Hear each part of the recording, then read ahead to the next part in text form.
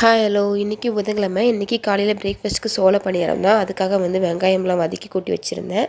இது கூட தொட்டுக்க கொஞ்சம் காரமாக தக்காளி சட்னி நல்லாயிருக்கும். அதுக்காக வதக்கி வச்சுருக்கேன். என்னோடய ஹஸ்பண்டுக்கு பெருசாக ராகி தோசை, கம்பு தோசை, சோள தோசை பிடிக்காது. ஆனால் சோளத்தில் பணியாரம் பண்ணி கொடுத்தா பிடிக்கும். அதனால் பணியாரம் ரெடி பண்ணிகிட்டு இருந்தேன். ராகி கம்பில் வெங்காயம் வதக்கி விட்டு தோசை மாதிரி பண்ணி கொடுத்துருவேன். ஆனால் சோள பணியாரம் ரொம்ப டேஸ்ட்டாக இருக்கும். அது இல்லாமல் நல்லா சாஃப்டாக இருக்கும். எனக்கு பணியாரம் வேகிற வரைக்கும் பசி அடங்கலை. அதனால் நான் அடை மாதிரி ஊற்றிக்கிட்டேன். அடையும் ரொம்ப டேஸ்ட்டாக இருந்துச்சு. பார்த்தாலே தெரியும் எந்த அளவுக்கு மவுத் வாட்டரிங்காக இருக்குன்னு. இது கூட கார சட்னி சாப்பிடும்போது ரொம்பவே டேஸ்ட்டாக இருந்துச்சு. எனக்கு ரொம்ப பிடிச்சிருந்துச்சி. கண்டிப்பாக ரெசிபி இன்னொரு நாள் ஷேர் பண்ணுறேன்.